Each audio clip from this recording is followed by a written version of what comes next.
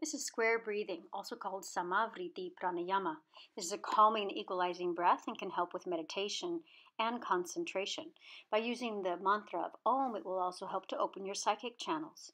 So you want to visualize that you're breathing with a square. Breathing inhale, Om, Om, Om, Om, up one side of the square, holding the inhale for 4 ohms at the top of the square, exhaling 4 ohms on the opposite side of the square, and holding at the bottom 4 ohms at the bottom. So we'll start by bringing your hands to your abdomen and inhale.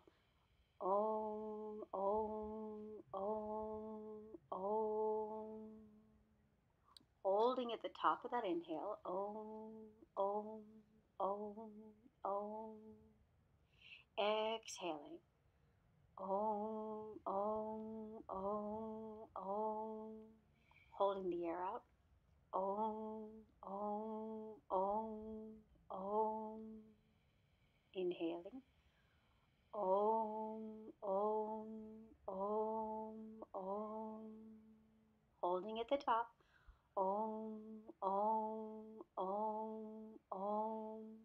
Exhaling. Om, Om, Om, Om. Holding the air out.